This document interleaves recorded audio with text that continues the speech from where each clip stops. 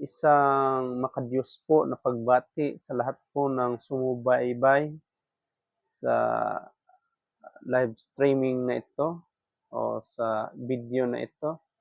Later on, i-upload po natin ito sa YouTube, no? Isang malamig po na gabi sapagkat ay medyo makulimlim po mula kanina ang panahon dito sapagkat ay panakanaka po ang ulan sa lokasyon natin.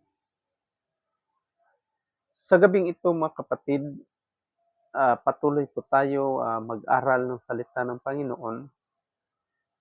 Kanina po habang ako ay nakahiga, I asked the Holy Spirit, I asked God, ano ba ang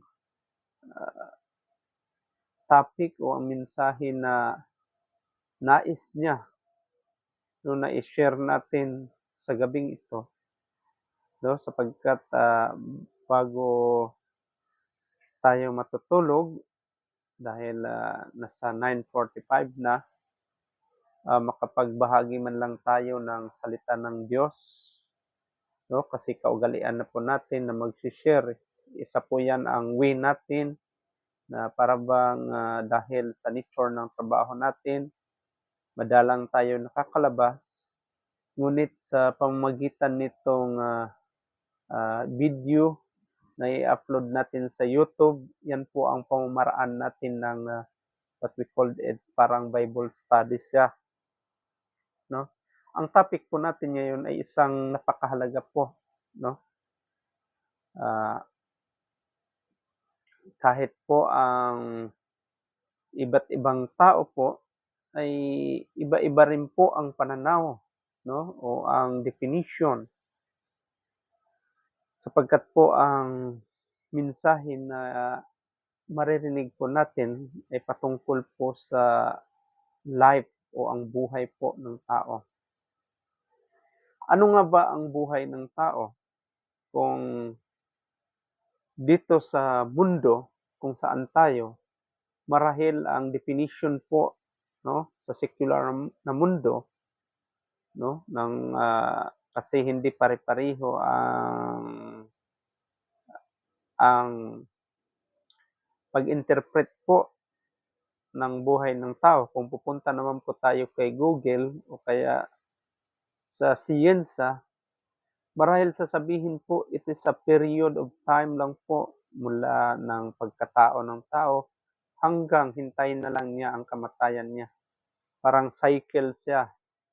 Matao ka, siyempre sisimula ka sa zero, baby ka, then magiging child ka, magbinata ka hanggang sa maging adult ka na, makapag-asawa, magtrabaho, hanggang sa tatanda ka, mag-senior citizen. Ang iba nga, hindi naabutan ng senior citizen, ay mamatay na or ang iba aabot siya ng 70s, 80s. So, mayroon pa rin sa katapusan, no, ang buhay. Ang iba naman po, nabasa ko rin sa Biblia, particularly in book of Ecclesiastes, no? Sinabi doon na go, sabi niya, magkain ka, mag-inom ka, no? I-enjoy mo ang buhay mo. No, kaya kung sa mundo naman natin, no, dito sa mundong ibabaw, marahil ang interpretasyon ng iba o ang definition ng iba. So dahil buhay mo 'to, mag-enjoy ka, gala-gala ka, pakainin mo, painumin mo, 'yun po, no? Kung pupunta naman po tayo sa chapter 1 ng Ecclesiastes, may nabanggit po doon na meaningless, no? All are meaningless, sabi niya. Meaningless po, kaya ang ma-advise po natin, we live a meaningful life, no? Para hindi po maging meaningless ang buhay natin. So yun po, may iba't ibang pananaw po ang tao. Marahil siguro kung ang kapatid natin, mga anak natin, asawa natin, ay iba-iba po o kahit ang katrabaho natin, iba-iba po ang may iba-iba po silang interpretasyon patungkol po sa buhay. Siyempre, Kailangan i-enjoy ito, sabi nila, para hindi daw magkasakit at hindi tatanda. Ngunit ano nga ba ang tunay, no, na kahulugan patungkol sa buhay po ng tao? So, alamin po natin ito, hindi dahil sa nag-research tayo sa Google, sa internet, o kaya sa siyensya, ngunit ang basehan po natin palagi ay ito po, no, ang Biblia po, no, kasi ito po ay galing sa Diyos. Sabi nga sa John 1:1, uh, the Word, in the beginning was the Word, and the Word was with God, and the Word was God. So, katotohanan po ito. No, dito po natin alamin kung ano nga ba ang tunay na kahulugan ng tinatawag natin na life o ang buhay, no? Sapagkat siguro marahil ang iba sa atin hanggang ngayon hindi naintindihan kung paano niya isabuhay ang buhay na meron siya ngayon. Marahil ang iba sa atin nasa 64 pa, nasa 50s, ngunit andun pa rin siya sa sarili niyang pananaw kung paano niya gamitin ang kanyang buhay, kung paano niya isabuhay ang buhay na meron siya ngayon habang siya ay nakahinga pa, no, nakakita, nakarinig, malakas pa. So, may sariling interpretasyon ang bawat isa kung paano niya isabuhay sa panahon na siya ay bata pa, malakas pa. Ngunit sa pagbabasa natin ng salita ng Diyos, no, sa topic natin ngayon patungkol about life, marahil siguro, no, we pray to God, we pray that the Holy Spirit, no, na turuan tayo, ipaintindi sa atin kung ano nga ba ang tunay na kahulugan ng buhay ng tao. So bago natin i-explain isa-isa, basahin po muna natin ang the book of Job, no? Sa libro ni Job, sa aklat ni Job. The book of Job, chapter 14, verses 1, mga piling verses, 1 to 14 ito. May piling verses tayo na babasahin natin. Sabi niya dito, man or mortals born of woman, meaning to say, referring to man, sa tao, man born of woman are few of this and full of trouble. They spring up like flowers and wither away like fleeting shadows. They do not endure. Verse 4, who can bring what is pure from the impure? No one. Verse 5, a person these are determined. You have decreed the number of his months and have set limits he cannot exceed. Hallelujah. Verse 7, at least there is hope for a tree. If it is cut down, it will sprout again, and its new shoots will not wither. Its roots may grow old in the ground, and its stump die in the soil. Yet at the scent of water it will bud and put forth shoots like a plant. Verse 10, but a man dies and is laid low. He breathes his last and is no more. Verse 14, if someone dies, will they live again? Hallelujah, praise God. Pagpalain po ang Diyos na buhay sa gabing ito, mga kapatid. So dito po, binabanggit po dito na ang buhay daw ng tao ay maiksi lamang po, no? Biblia po ang may sabi nito. Sabi niya, few of this and full of trouble. So klaro po mga kapatid na few of this and full of trouble. Then dinagdagan pa sa verse 2, sabi niya, na kalintulad lang ito ng isang bulaklak na maya-maya andyan siya sa umaga, 'di ba? Pag ang nature ng bulaklak, bumubukadkad siya sa umaga, ngunit pag tanghali na ito, lupaypay na po ito. So meaning to say, hindi po ah, hindi po siya makasustain ang isang bulaklak kasi dahil sa tindi ng init na lupaypay siya. So few days and full of trouble. Kung pupunta man naman po tayo sa Psalm number 90 verse 10, sabi niya, the lifespan of man is only 70 years or 80 if our strength endure, yet the best dim but full of trouble and sorrow. So mga kapatid, tumugma po siya, no? Ininterpret po siya na ang buhay daw ng tao, ang lifespan natin is only a 70 years, no? Maaring maging 80 siya but full of sorrow.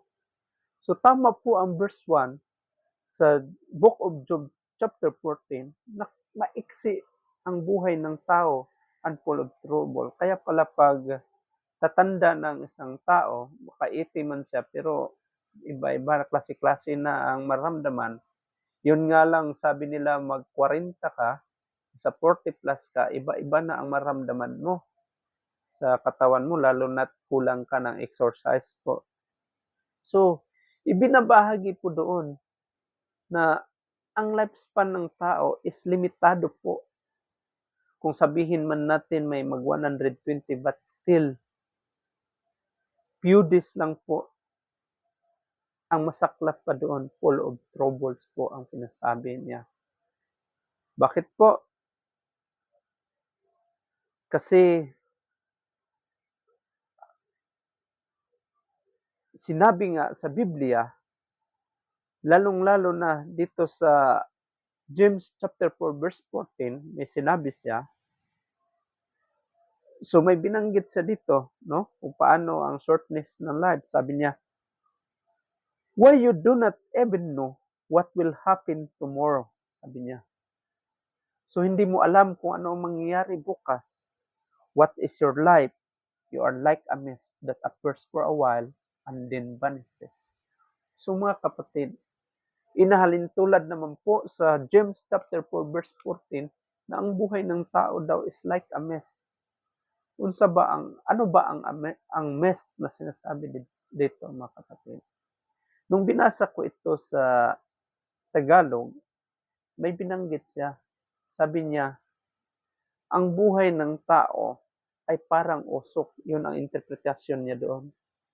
So kung usok siya, kunwari nagpaapoy ka dyan, nagsunog ka dyan kung may usok siya. Hindi ba ang usok, kung sa Bisaya pa ang aso, no, ang usok niya, hindi ba a matter of seconds ay nawawala siya? So ganun po kaliit mga kapatid, kaiksi pala, sorry, ganun kaiksi ang buhay ng tao. Kung sabihin man natin may mag 120 years old, sabihin natin 200 na kung gusto natin mga kapatid, but still, maiksi po ang buhay ng tao kasi sinabi po ng Panginoon na ang 1,000 years ay parang isang araw lang po sa Diyos, mga kapatid. Then sinabi din dito sa Psalm number 39:5, sabi niya, you have made my days a mere handbreadth. The span of my years is nothing before you. Everyone is but a breath, even those who seem secure. Hallelujah, praise God. So dito lang po mga kapatid sa first part ng Psalm number 39 verse 5. So binanggit po dito, no? Kung maintindihan natin ang emphasis ng metaphor dito na kung gaano ka-short po kalimitado ang buhay ng tao.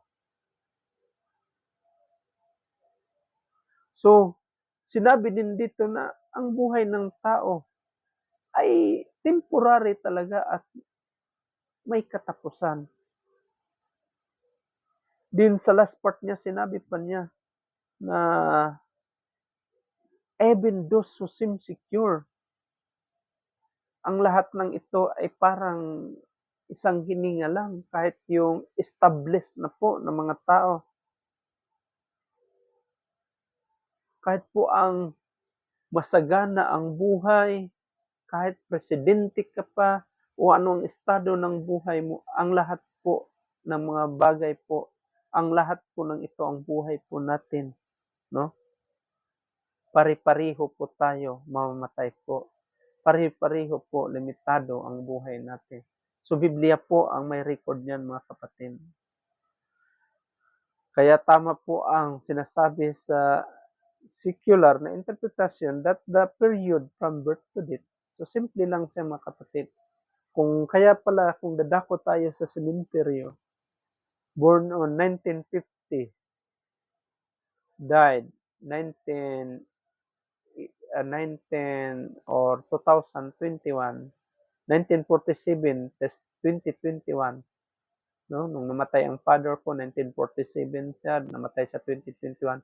Nung tiningnan ko ang tarpaulin, dust lang po ang namagitan. So ganun po kaikli kahit pumunta ka po ng sementeryo, tingnan mo lahat.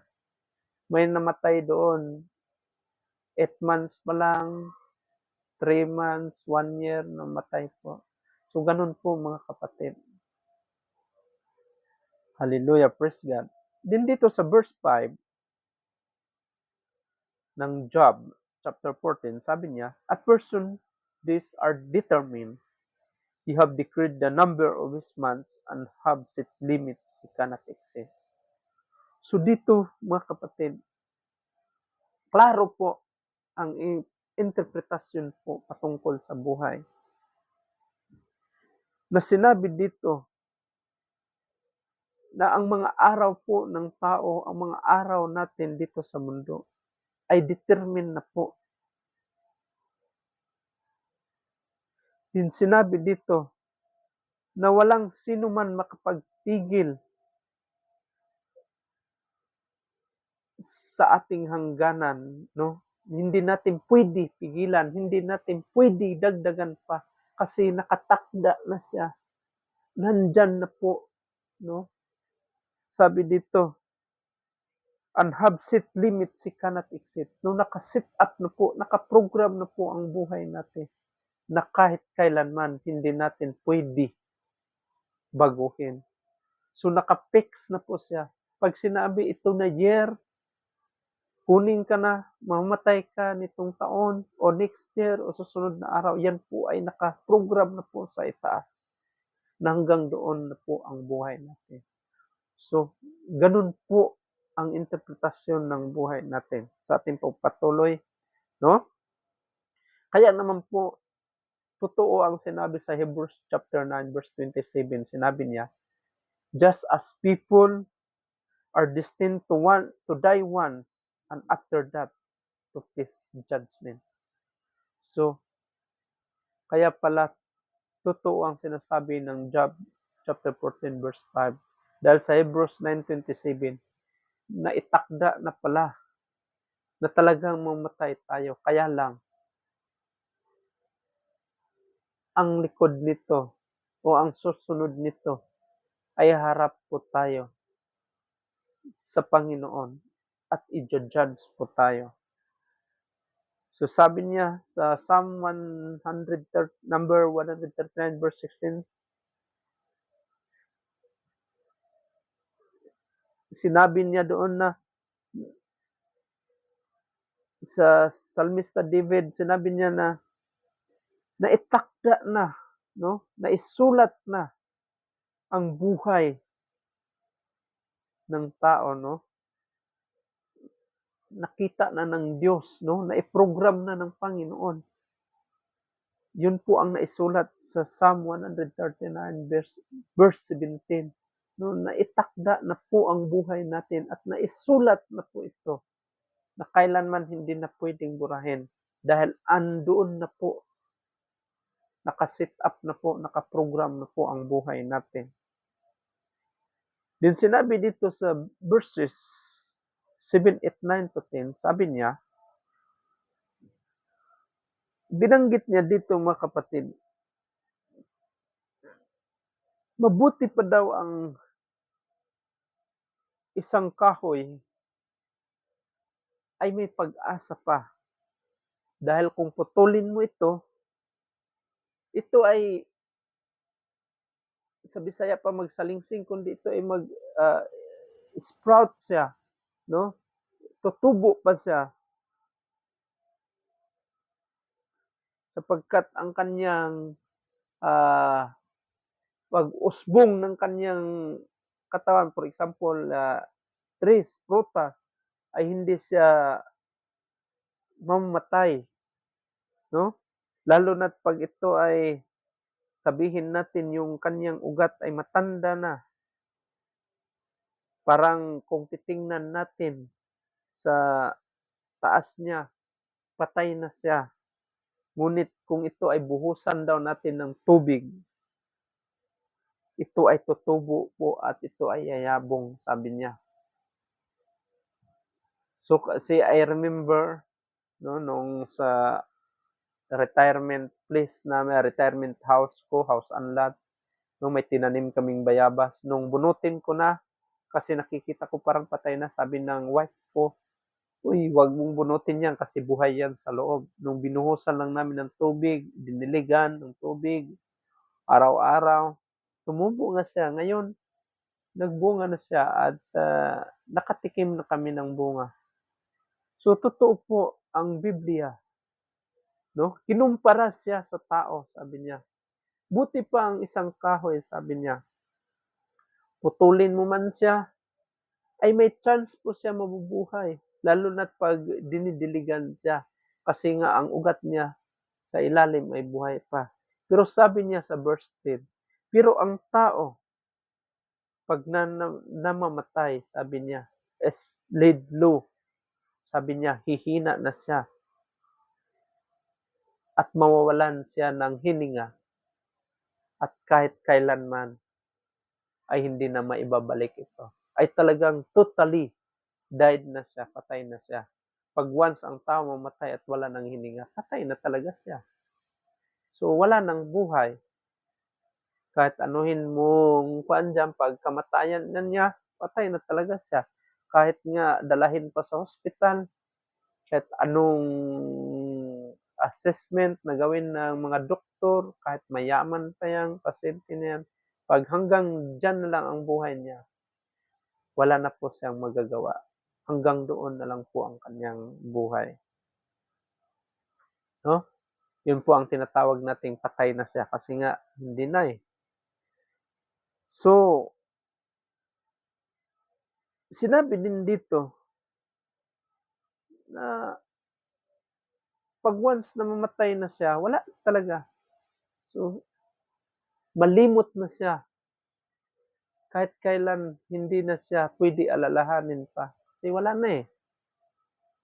Kaya nga sabi-sabi dito sa mundo na pag mamatay daw ang tao, 1 linggo lang no, ang istorya mo pagkatapos niyan, iyakan ka lang, wala na. Kaya naman po mga kapatid sa Ecclesiastes chapter 9, verse 4 to 5, sinabi dito, anyone who is among the living has hope. Even a live dog is better off than a dead lion. So, ikinumpara po dito mga kapatid, ang patungkol po sa aso at ang leon, no? Kung titingnan po natin ng estado, ang leon po, no, is hard than the dog, no? Ay medyo mataas ang antas, ang estado kaysa aso kung titingnan natin. Pero pag mamatay na daw ang leon, ay wala ng silbi. Mas mabuti pa ang aso na buhay kaysa leon. Bakit po mga kapatid? Kasi nga po, pag buhay pa tayo, may hininga pa, makapagsasalita, nakakita at nakarinig po. So, may chance po tayo makarinig ng salita ng Panginoon, may chance po tayo makahingi ng patawad, no? At makahingi na at may chance po na mag-worship, magpuri sa Panginoon at manood po ng magandang mga bagay-bagay na ayon po sa kalooban ng Panginoon. Kasi sinabi din dito, no, sa verse 5, kung ipapatuloy natin, sinabi niya, dahil for the living know that they will die. No, kasi alam niya bilang isang buhay na mamatay siya. Pero sabi dito, but the dead know nothing, they have no further reward, even their name is forgotten. So nasabi ko na po kanina. Dahil pag buhay ka, alam mo mamatay ka. Pag may makasabi sa iyo, ganito ang gawin mo, dahil ganito dapat ang gawin ng buhay natin. So may chance ka pa. Pero pag once mamatay ka na, wala na. Nag-record ang Biblia, wala ka nang mahihintay pa na gantimpala kahit ang pangalan natin ay mabaon na sa limot. So tama po pala ang sinabi ko kanina na pag mamatay tayo, normal lang na magluluksa ang pamilya natin, ang asawa natin, kung meron tayong asawa, or our direct family, mga kaibigan natin. But after that, makamove on din sila at mabaon na tayo sa limot. So, mabuti pala ang may buhay pa kasi may chance pa tayo makapagsalita, may chance pa tayo makapaghingi ng sorry. So, dito sa verse 14 po, may katanungan po dito. Sabi niya, kung binasa natin, if someone dies, will they live again? Kung ang tao ba ay mamatay, ang mabubuhay ba muli? Mga kapatid, kung ako ang tanungin, physical ng katawan ay natural na mawala siya, pero sa akin, yes, mabubuhay siya.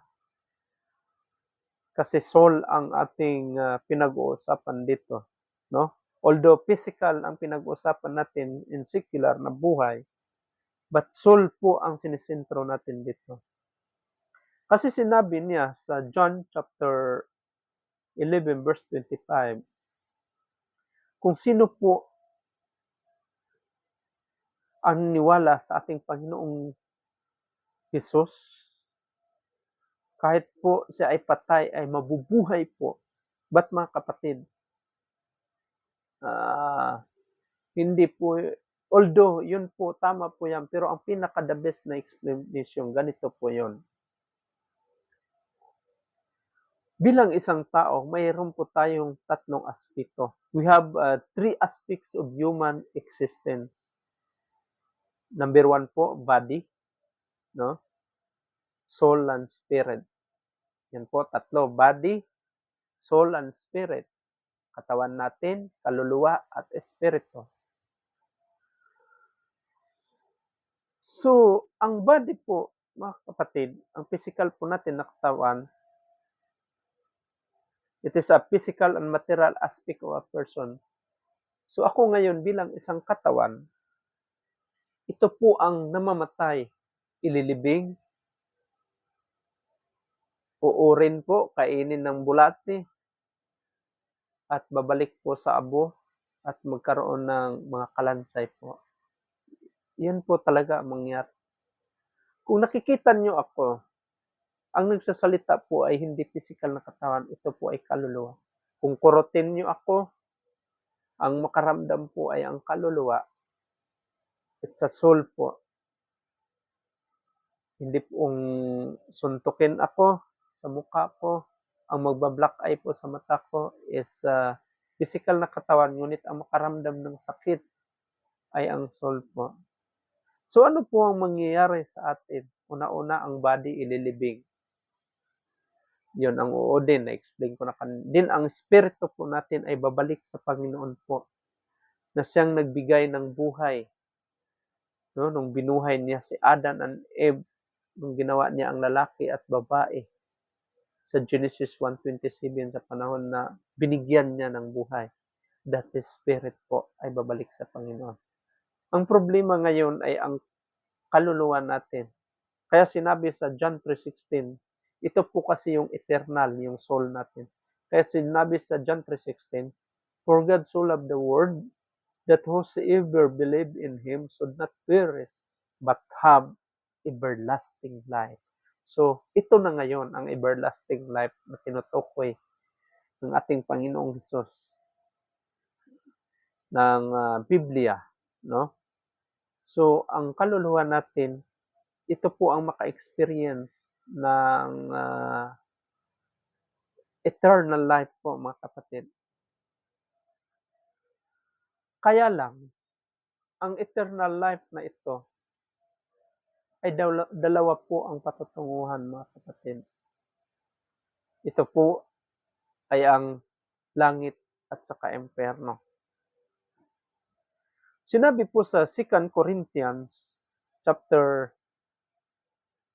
5 verse 10, sabi niya, for we must all appear before the judgment seat of Christ, so that each of us may receive what is due us for the things done while in the body, whether good or bad.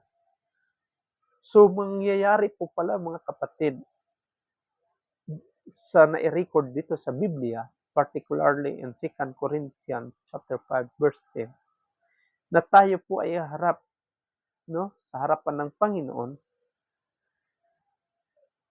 at bawat isa po sa atin ay i-judge po kung ano po ang nagawa natin dito sa mundong ibabaw, dito sa lupa.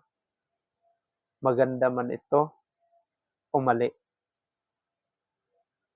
Kaya naman po sa Revelation chapter 20 verse 12, may binanggit siya dito, sabi niya dito, verse 12, I saw great and small standing before the throne, great and small referring to mayaman o mahirap, estado ng buhay, simpleng buhay, masaganang buhay, great and small, ito po, no? Kilala o hindi kilala, yun po ang ibig sabihin. Standing before the throne, and books were open.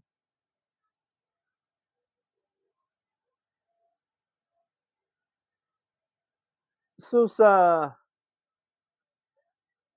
verse 12, sa first part niya, great and small standing, I saw great and small standing before the throne, and books were open. So kung intindihin mo ito, plural po, mga kapatid, books were open. Mula Old Testament hanggang New Testament, books po ang tawag doon. Ang totoong Biblia po is only 66 books. We have 39 Old Testament books of Old Testament is only 39 and the New Testament is 27. Kung i-add mo siya is 66 books. No? May na-discover lang ako. Kung pupunta ka sa Genesis, may nabanggit doon, in the beginning, God. Period. Then sa Revelation, Amen. So meaning to say, Genesis from Revelation was God po, mga kapatid. Kasi sinabi po sa John chapter 1 verse 1, sinabi doon, in the beginning was God. And the Word, in the beginning was the Word, and the Word was with God, and the Word was God. So meaning to say, mga kapatid, Genesis to Revelation ay sa Panginoon po. No? Ang Panginoon po ay may pahintulot po nitong 66 books na ito na matatagpuan po natin dito sa Biblia po, Holy Bible po, mga kapatid. From Genesis po, kung bubuksan natin Genesis to Revelation, was God po. So ito po ang tinutukoy dito na books, plural. So sa pagpatuloy natin, may sinabi pa dito, sabi niya, another book was opened, which is the book of life, and the dead were judged according to what they had done, as they recorded in the book. So nagbanggit po siya, the book was open. Ito po ay book of life. So may libro pa pala na book of life na buksan niya. Yun po ay libro ng buhay. Mayroon pala libro ng buhay naka-record doon. Then patuloy natin sa Revelation chapter 20 verse 15. Sa verse 15 sabi niya, anyone whose name was not found written in the book of life was thrown into the lake of fire. Hallelujah. Purihin po ang Diyos Ama. So klaro po mga kapatid, pag ang pangalan po natin ay hindi matagpuan, hindi makikita sa book of life na ito, sigurado po, eternal ang kaluluwa po natin, langit o impyerno.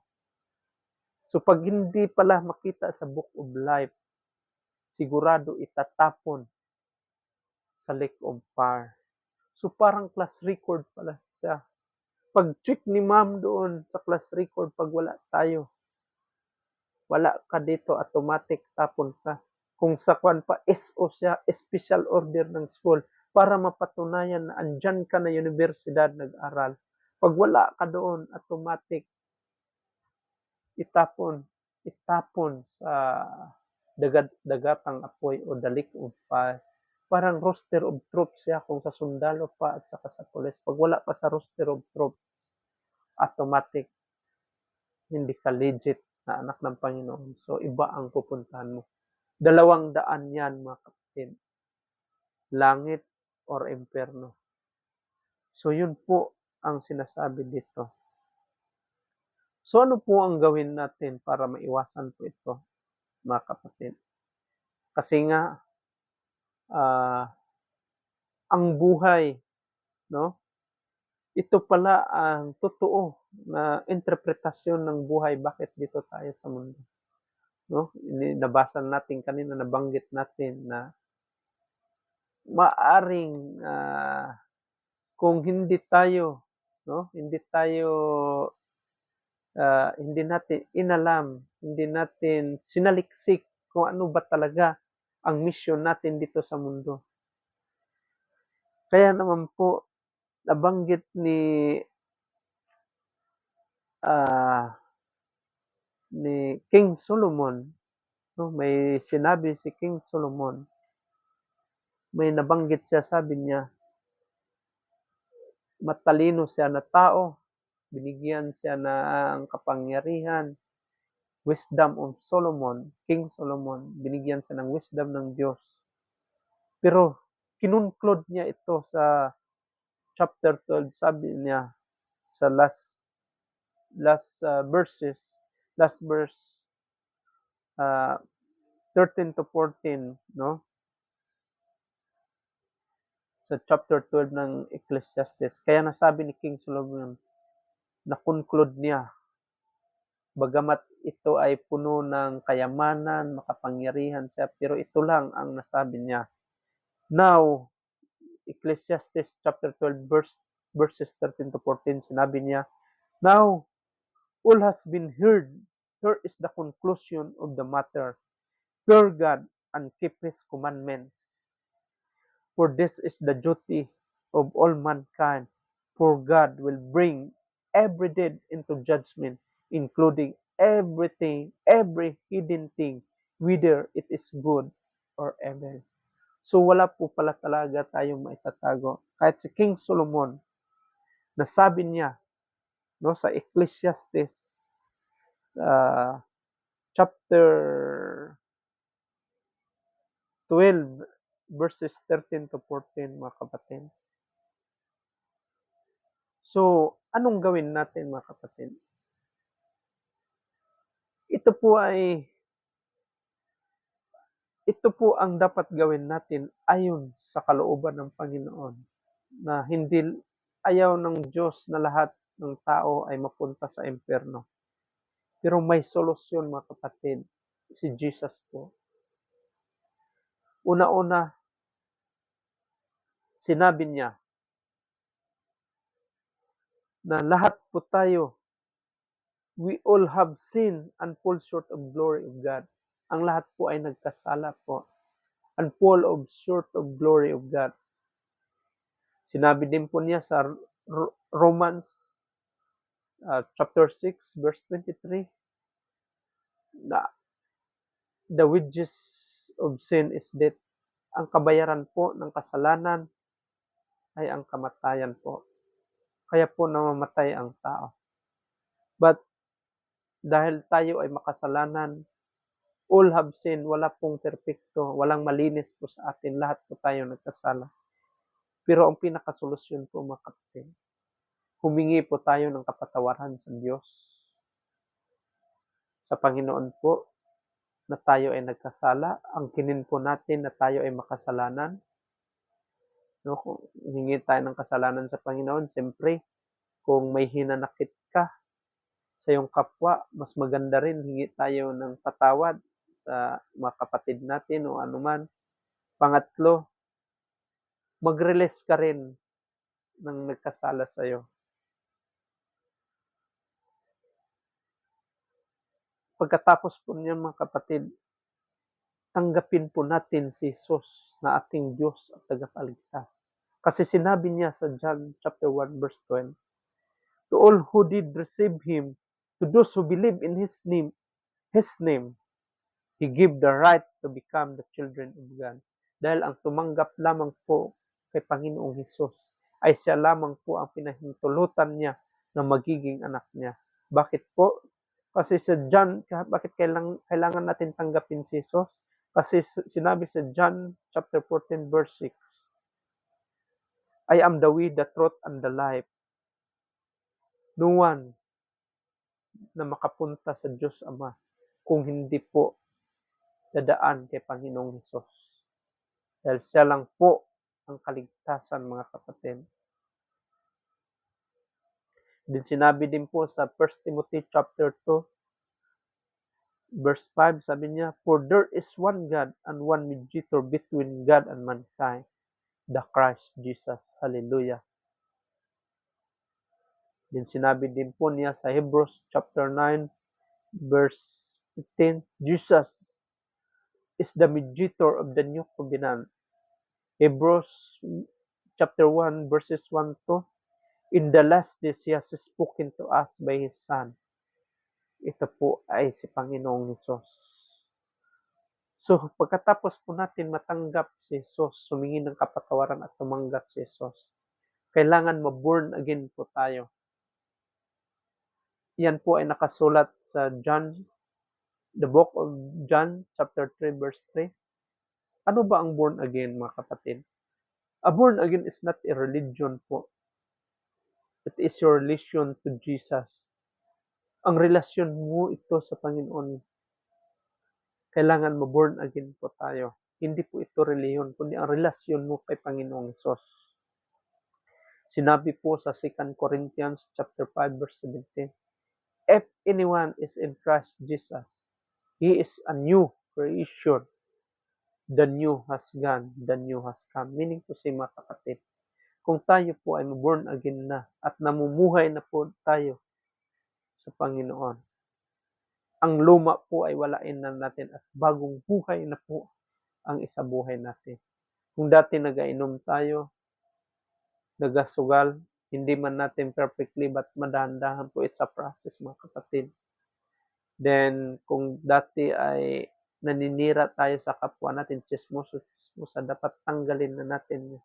Kasi mind of Christ na po ang isabuhay natin sa ating puso, sa ating isipan. Dapat si Kristo na po ang makikita sa atin. Then, sinabi din po, ang sunod po is, ang binanggit sa John chapter 3 verse 5, sinabi niya, we cannot enter the kingdom of God unless they are born of water and spirit. Kailangan ma-born of water and spirit po tayo. Anong ibig sabihin nito mga kapatid? Kailan magpahugas tayo sa tubig at espiritu. Ito po ay ang salita ng Diyos. Kailangan magpahugas po tayo sa salita ng Diyos. Kung ano po ang sinasabi dito, dapat po sa buhay po natin mga kapatid. Dapat ang lakad po natin, ang pananalita po natin ay dito po. Naka-align po tayo ayon sa kalooban ng Panginoon. The will of the Father. Din sa John chapter 3 verse 7, binanggit niya, sabi niya, you must be born again.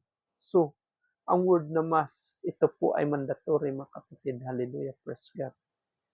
So, yun lang po mga kapatid, naway kulang-kulang halos mag-isang oras. Hindi man umabot ng isang oras, but naway may natutunan po tayo kung ano ang totoong buhay natin dito sa mundo, kung paano natin isabuhay ang ating buhay na meron tayo. God bless at magandang gabi po sa lahat.